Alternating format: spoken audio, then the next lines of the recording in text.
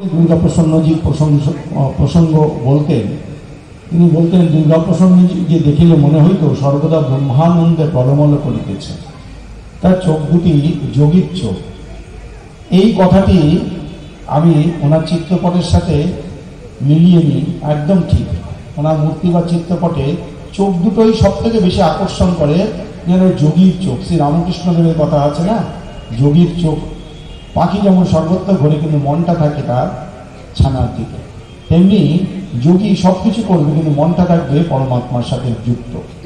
এই দুর্গাপ্রসন্নজি স্থিতপ্রজ্ঞ, যেটাই অর্জুন বলছেন, হে কৃষ্ণ স্থিতপ্রজ্ঞ হতে বলছো আমাকে, আবার যুদ্ধ করতে বলছো, স্থিতপ্রজ্ঞ লক্ষণটা তুমি বলো। স্থিতপ্রজ্ঞ কিমাসিত বুঝে তো কি, স্থিতপ্রজ্ঞ কিভাবে কথা বলেন, কিভাবে চলেন, কিভাবে তার জীবনযাত্রা করেন, সে লক্ষণ। তাই সত্যের অনেক প্রকারভেদ আছে। মূল কথা, যে কথায় সকলের কল্যাণ হয়, মঙ্গল হয়, সেটাই সত্য। এবং যে মিথ্যায় আমাদের সর্ব কিছু ধ্বংস করে দেয়, আমাদের জীবনটা নষ্ট করে দেয়, সে মিথ্যা হচ্ছে কলির আর একটা নাম। তাই সত্যম গুহা, প্রভু জগৎবন্ধু সুন্দর বলছেন যে মনে যেটা ভাববো মুখে সেটা বলবো, মুখে যেটা বলবো কাজে সেটা করবো। কায় মন বাক্যে এক আচরণ করাই হচ্ছে সত্যের মূল কথা। এই সত্য যে ধরে রাখে, কেউ তার কিসাগ্র স্পর্শ করতে পারে না। সত্যের এমনই যোগ। ঠাকুর শ্রী রামকৃষ্ণ বলছেন সত্য কথাই করি তপস্যা। ঠাকুর শ্রী দুর্গাপ্রসন্ন পরমহংসদেবের জীবন যে চারিটি নীতির কথা বলেছেন, প্রথম হচ্ছে সত্য, তারপর হচ্ছে নীতি। নীতি হচ্ছে আমাদের নৈতিকতা, অর্থাৎ প্রত্যেকটা কাজের সাথে আমাদের যদি নীতি থাকে, আমাদের যদি নৈতিকতা থাকে, তাহলে সেই কাজটা ভগবত সেবায় লাগে, ভগবানের সাথে যুক্ত হয়। সেই কর্মটি সেটা হয়ে যাবে কর্মযোগ। অর্থাৎ যা কিছুই করি না কেন আমার নীতি যেন ঠিক থাকে। নীতি থেকে যদি বিচ্যুতি হই, তাহলে আমার জীবন সর্বনাশ হয়ে যাবে। সত্য সেবা, নীতি, ধর্ম। ধর্ম হচ্ছে যা আমাদের ধরে রাখে। ধর্ম রক্ষতি ধার্মিক, অর্থাৎ যিনি ধর্ম রক্ষা করে চলে, ধর্ম তাকে রক্ষা করে চলে। আর ধর্ম মানে কি? মহানম্রজি বলছেন অহিংসাম, সত্যাম, আস্তেয়াম, শৌচম, সংযমম এবচ এত সামাসিকাং প্রত্যং ধর্মস্য পঞ্চ লক্ষণম। ধর্মে 5টি লক্ষণ হচ্ছে অহিংসা। প্রথম কথা, অহিংসা মানে কায় মনোবাক্যে কাউকে হিংসা করবে না। হিংসা করা মহাদোষ। হিংসা অনেক রকম করা যায়, কায়িক হিংসা, বাচিক হিংসা, মানসিক হিংসা। আমি আঘাত করলাম, কাউকে হত্যা করলাম, এটা হচ্ছে কায়িক হিংসা।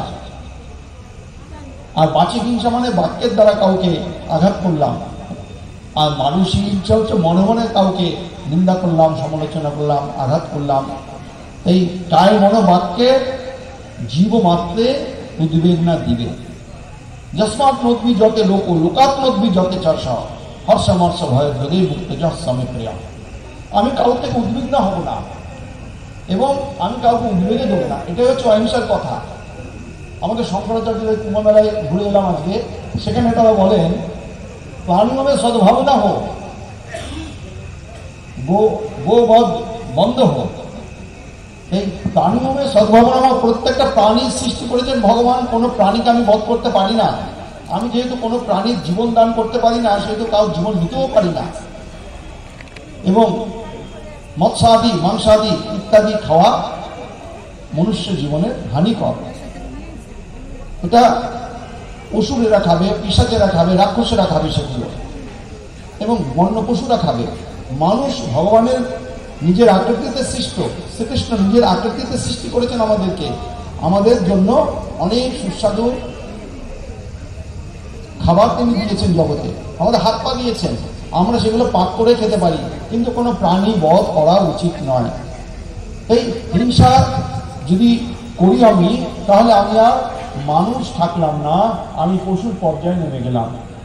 অহিংসা পরম ধর্ম। তবে হ্যাঁ, যদি আমার প্রাণ সংশয় হয়, যদি আমার রাষ্ট্র বিপদে পড়ে, তখন কিন্তু আমাকে হিংসা করতে হবে।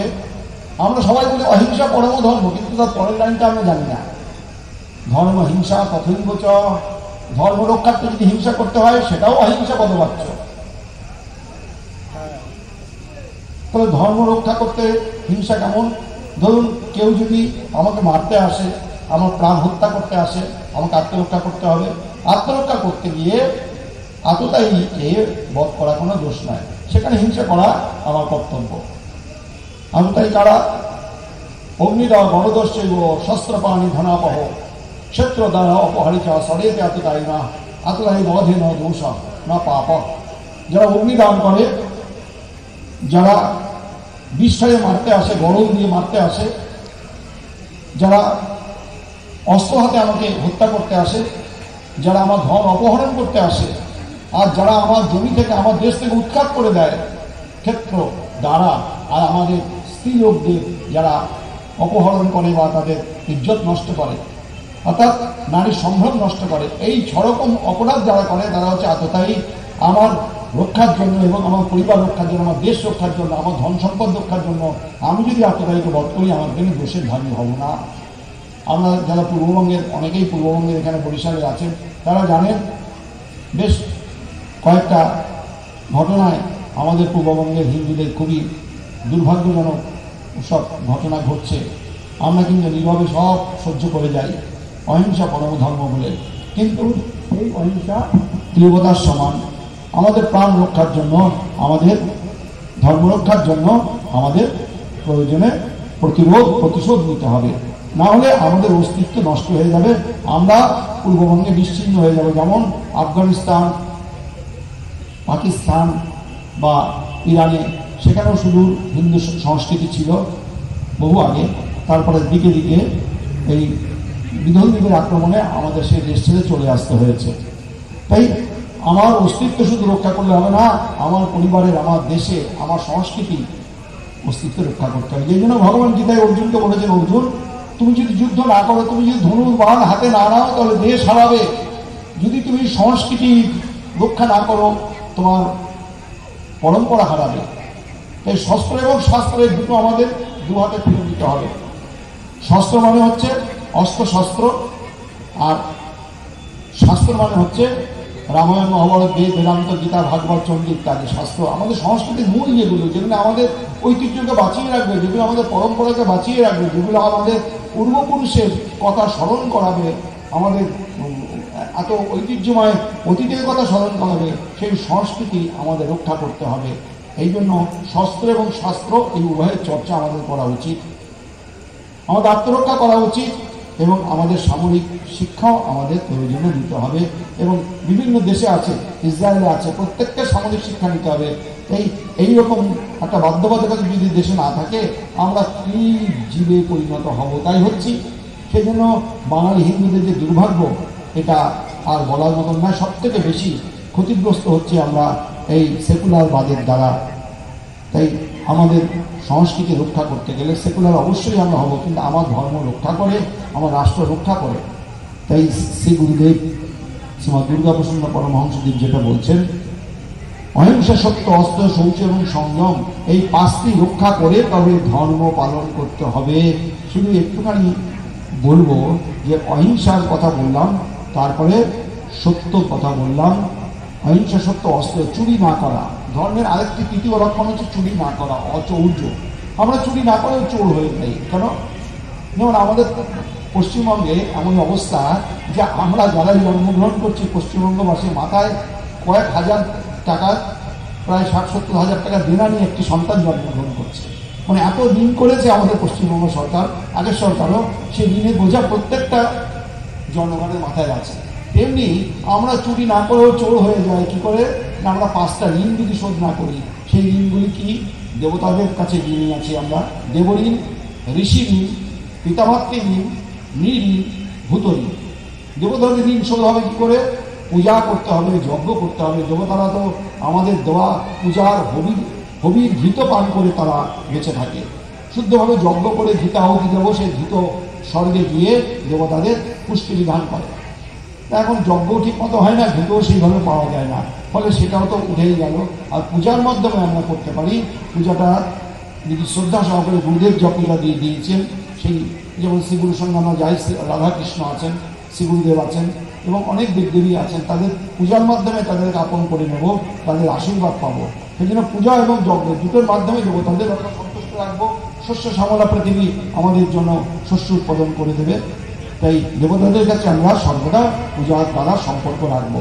পিতামাতার ঋণ শোধ হবে কি করে?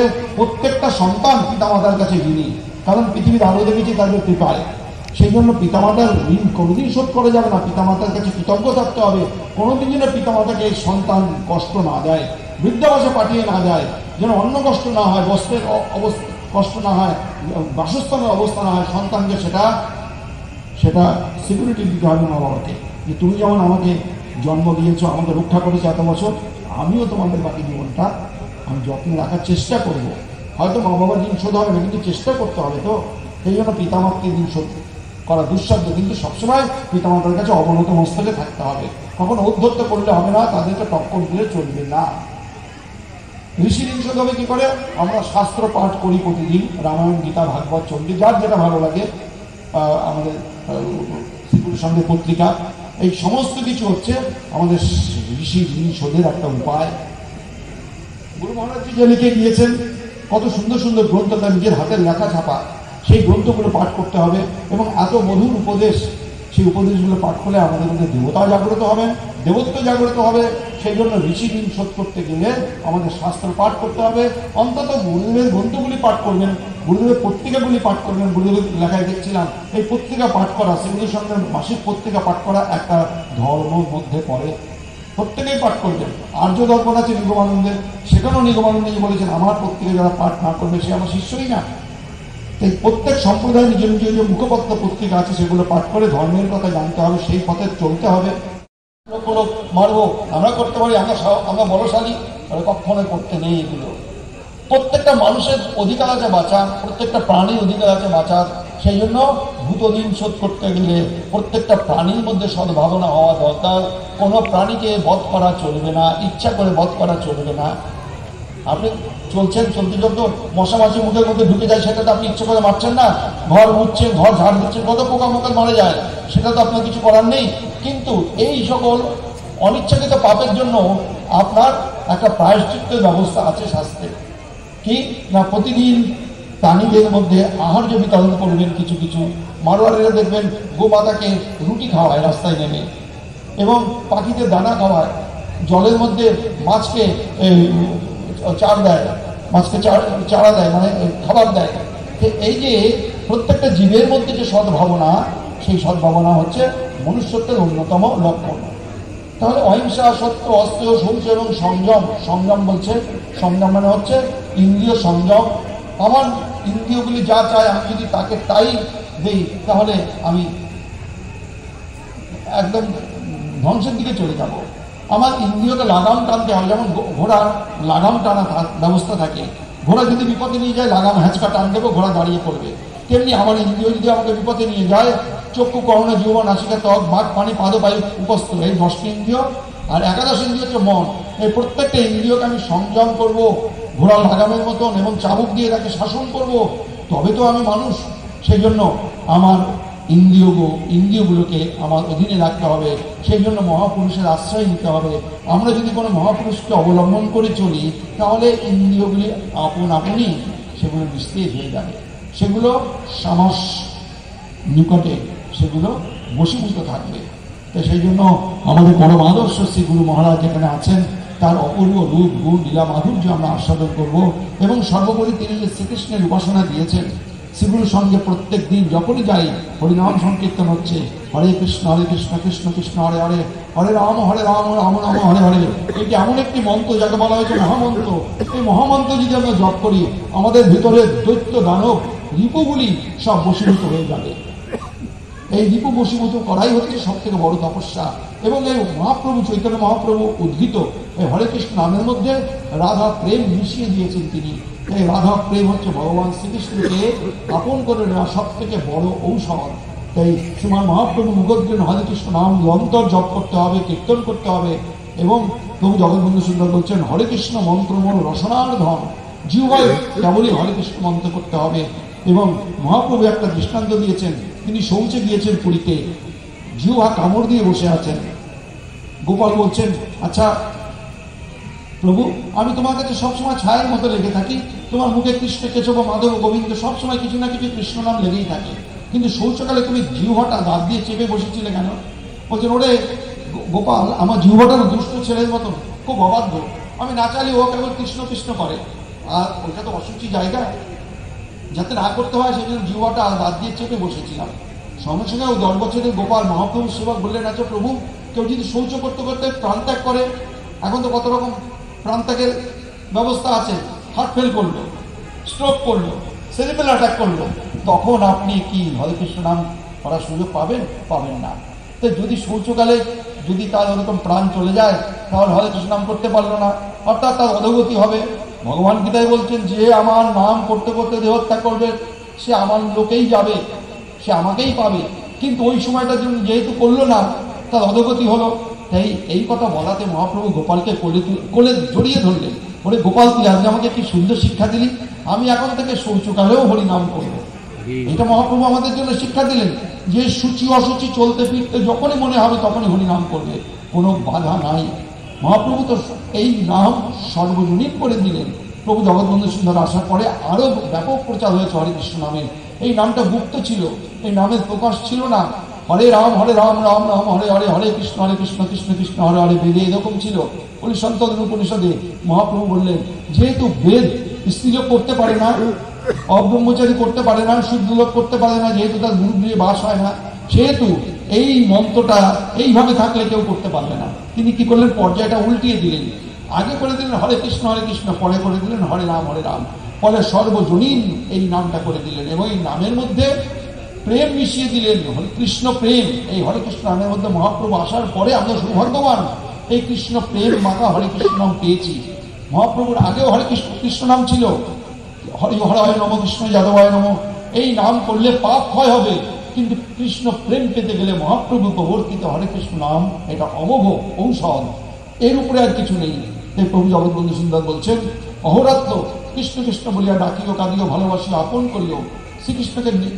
শ্রীকৃষ্ণ জানলেও নিজ মুখে তাকে প্রার্থনা করতে হয়, যেমন স্বামীর কাছে মায়েরা প্রার্থনা করেন, বলেন এটা লাগবে সেটা লাগবে, এমনি শ্রীকৃষ্ণের কাছেও অতি আপনজন মনে করে যদি বলেন, তাহলে তিনি সমস্ত কথা শুনবেন, আমাদের সমস্ত বেদনা তিনি লাঘব করবেন। তাই এই তো কথা, বেশি কথা নেই। শ্রী গুরুদেব দুর্গাপ্রসন্নজি যে সাধন দিয়ে দিয়েছেন, সাধুদের জন্য প্রতিদিন আপনারা 3 মুষ্টি করে অন্ন তোলার ব্যবস্থা থাকে, আমি দেখেছি, সেই মঙ্গল হারি দেখেছি, আমাদেরও ব্যবস্থা আছে। সাধুরা কি করে? সাধুরা তো তপস্যা করবে, তারা বাপ মা ছেড়ে চলে এসেছে, তাদের চাকরি ব্যবসা করে না, এই আশ্রম চলবে কি করে, এত দরিদ্র সেবা চলবে কি করে? প্রতিদিন 3 মুষ্টি করে অন্ন নেওয়ার আগে 8 চাল, অর্থাৎ প্রথমের চালটা দিয়ে রাখবেন। আর যে শ্রীগুরু সঙ্গে পত্রিকা এটা পাঠ করবেন, রামায়ণ, মহাভারত, গীতা, মহাভারত ইত্যাদি পাঠ করে।